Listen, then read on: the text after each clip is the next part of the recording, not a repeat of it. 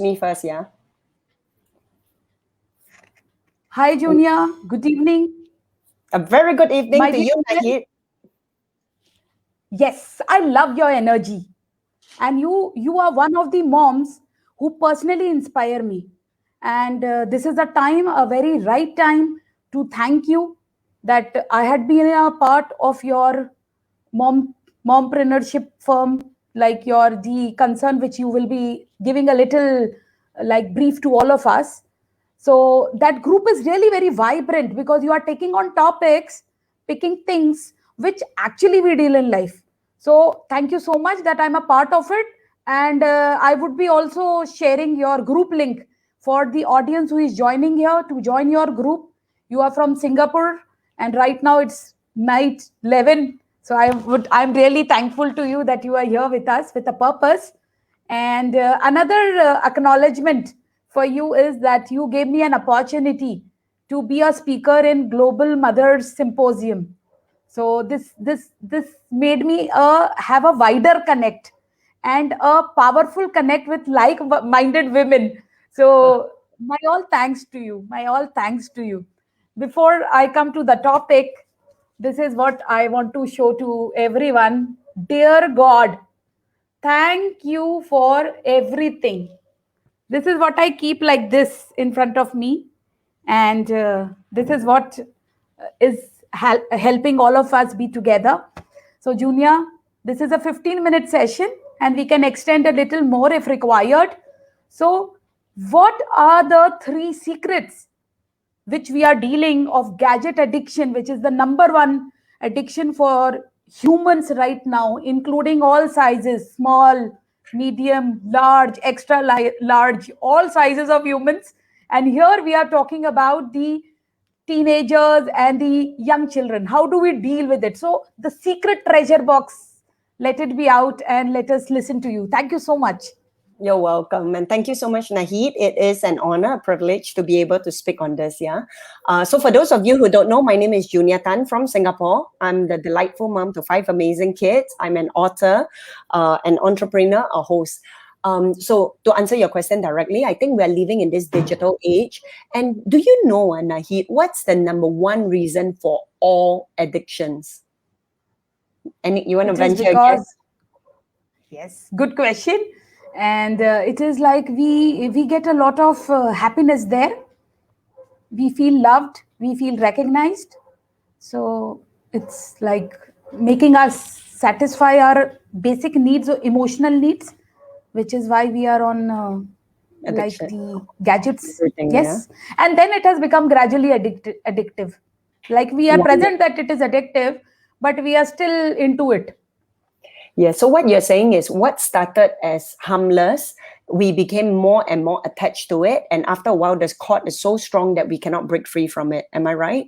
So, what I want to say is, do you know the number one cause for all addictions in the world, whether it's drugs, whether it's sex, whether it's digital devices or smoking or alcohol? It's really the lack of connection. So what you're saying is correct. So you see, what started as maybe I'm just puffing, right? Just a social smoker.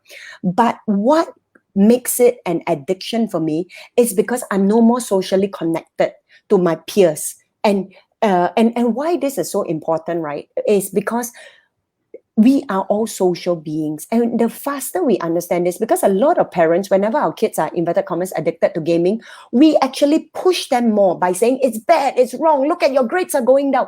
And the more we do that, the more we are pushing them away from us and towards the addiction. So instead, what we could do in remembering that the number one social need of all human beings is to be loved and accepted as I am, is really to embrace them, to ask them, hey, what is this game that has got you so raptured? Can you share with me more? Sit down with no agenda except to get into their world. Because often if this is my world and that is their world, we are pushing what we want and we don't really care about their world. We just want them to do what we want. So you can imagine right now, if your boss constantly force you and force you and force you, after a while your boss come, you run away lah. You won't even stay where you are because you are just so all your defenses are up. But as parents, if we turn it the other way and we allow ourselves to get into their world by number one, asking, by realizing that our own methods push them away, we will actually open up a very safe space for them to come to us. And when kids come and share more, when they know that what we have to share is important to them, not just for the sake of, that connection forms. And once there's that connection, then everything flows out of that. That's a Yeah, simple tip. very, very, very, very powerful. And here, the important point which you have stressed, which can be easily brought into our life, is like talking things which are like important to both of us.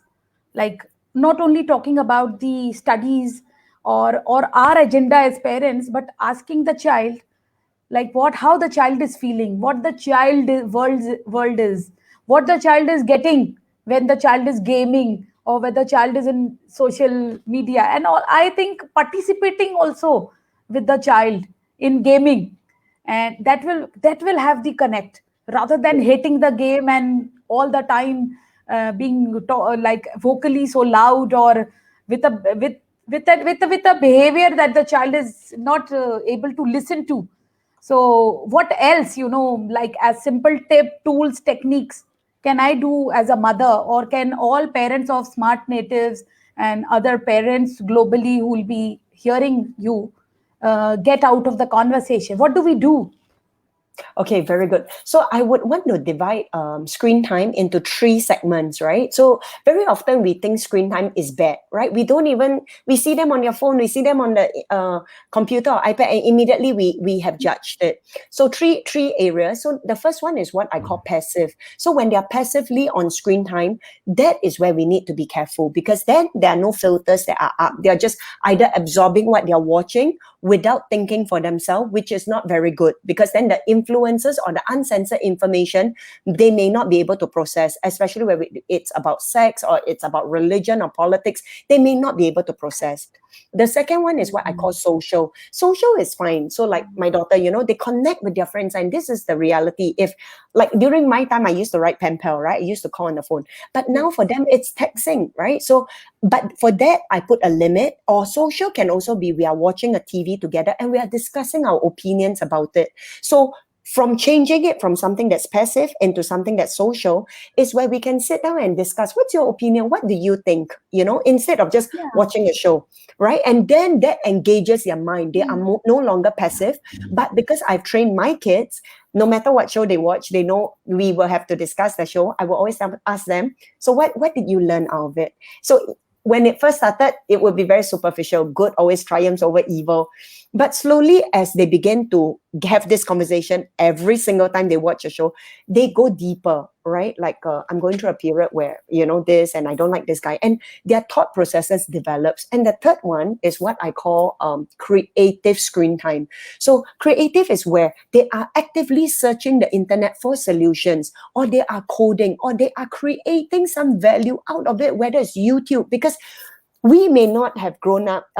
We may be migrants in this digital era, but our kids are native, Yes. and to tell them get off it, it's absurd. It's really quite absurd. So I hope these three distinctions, as we understand, spending time on creating and social, it's amazing, right? And even then, you would have to put limits for the eyes, and just to really socially connect. But if it's a lot of the first one, then you would have to begin to migrate that to, why don't we look for things together on the internet? So whatever information they source, we can actually process with them. So I don't know if that's useful, but that's how I use what I do for screen time with the kids. Okay. Any others like opening you can give us, or particular activity wherein we can be with the child on the internet, which will cause a connect? Because at present everybody is differently on their different gadgets and at different spaces, so we are not there together as such, like having any creation out Okay. of So the. I am quite extreme, but parents, I will tell you, if you haven't introduced a personal gadget to your child, don't. Okay, so I've got 5 kids. Only the 15-year-old one has her own handphone. The 9-year-old, the 11-year-old one, all the way down, they don't. And it's not because we don't have the money. It's because I've chosen to create a safe space of non-digital devices. where because they don't have it, they are forced to spend a lot more time make believing, imagination, creatively, just playing. So, for Mother's Day, they were like, "Mom, we set up a carnival just for you." There was musical chairs, there was toss the hoop, there was, they were really engaged. And in our small house, you know how small the houses are in Singapore. So I think just not, if you haven't introduced it to them, please don't. For me, why I don't is because I want to create a safe space so that I can have as much connection and conversations with them. Conversations about about values. Conversations about what the world tells you may not necessarily all be correct. And the more time I have to anchor them in these values, the less concerned I am about whatever the world or however the world will influence them. Because Naheed, in yours and my time, I think we didn't even have the internet until like 15 years old. So we were growing up slowly. We listen, we think. Now everything is boom, boom, boom. It's a bit too fast. So I would say, if not yet, just shelve it out. If you've already given your kids, particular devices, have a common place. So at home, it's a particular location where we charge everything. So all the phones are there all the time. Meal times, no screen. So we do have fixed no screen times at home. So that's how we limit. And then I think you asked for one thing, how we spend time together. So we watch a movie. So this is like every night we watch one show. It's 45 minutes. And when we sit down, I watch it with them and we talk about it. So that's something that It we is do. the show. Sorry, I'm interrupting, Junia. Junia, the show is of your choice, or the kids suggest The the kids, show? the kids. So Okay. once a week we do have a movie night. That one I get to choose because the kids and parents, I want you to know, right? Kids want us so much, and that's what we don't understand. So for example, I don't normally watch TV with them, but when I say, okay, let's movie night, they will say, okay, let mommy choose, or let mommy and daddy choose, because they want us to sit and watch with them. So they don't mind. And then that's where, so as we sit and we watch, we talk about it, but that's once a week. But normally on a daily basis, so one structure that I have, if it helps, is I have this thing where kids have to earn the privilege, and the privilege is screen time. So my kids, number one, they have to ask me whenever they watch any iPad or screen time. Number two, they know that they will have to finish their work before they ask me, because so to me in the families, that is a privilege. Screen time is a privilege. It's not an entitlement.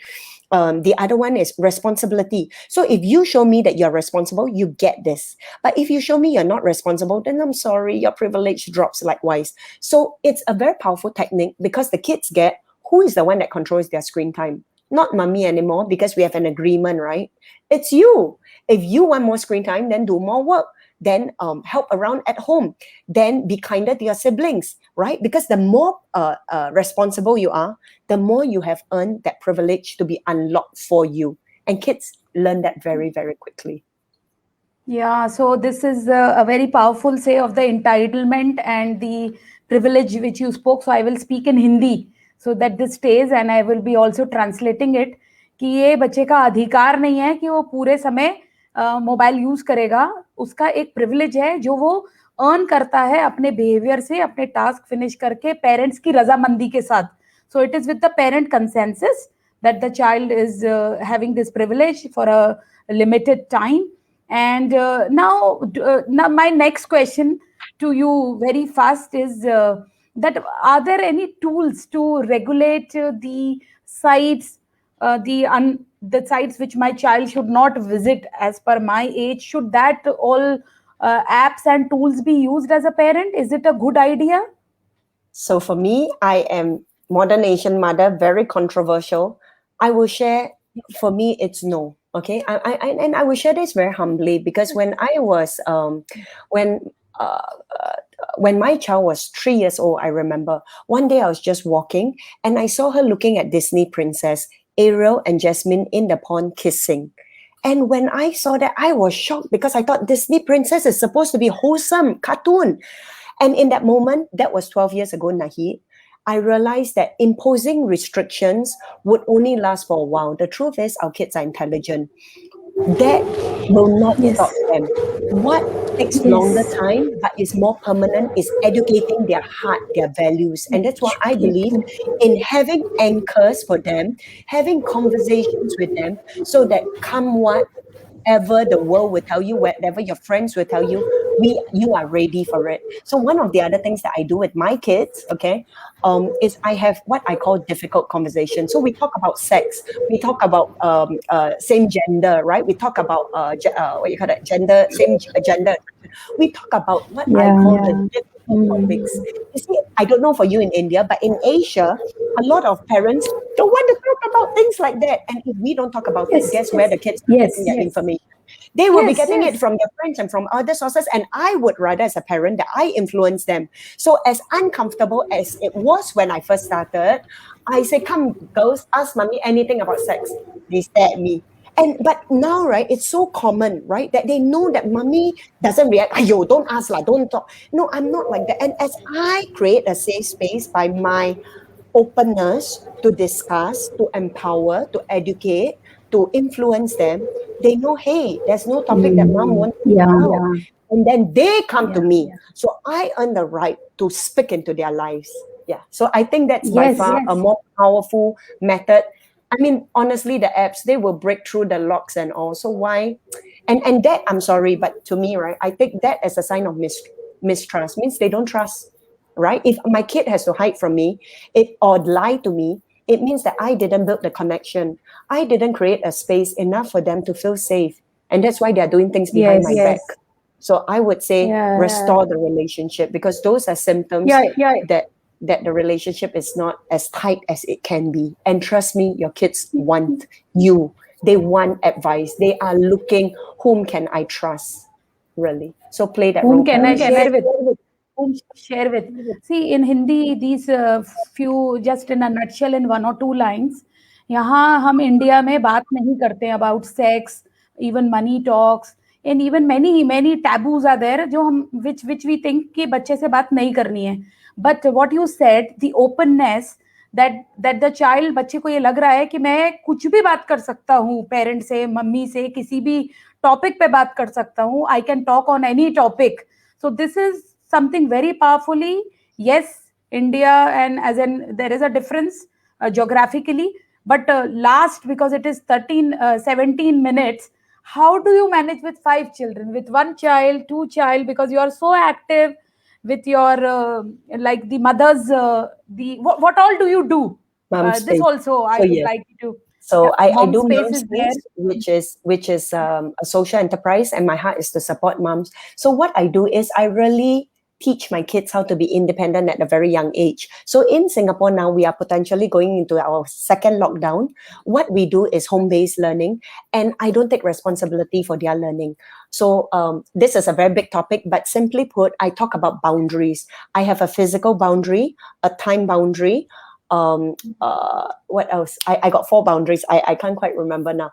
But I communicate to them like, this is the time that mommy is going to be working, and you too. And later we'll connect over lunch, and later we'll connect over dinner. So when kids know when mommy is going to be accessible, they leave me largely to their own, and then we reconnect again. So do the physical boundaries, like when I'm here, I don't want to be disturbed.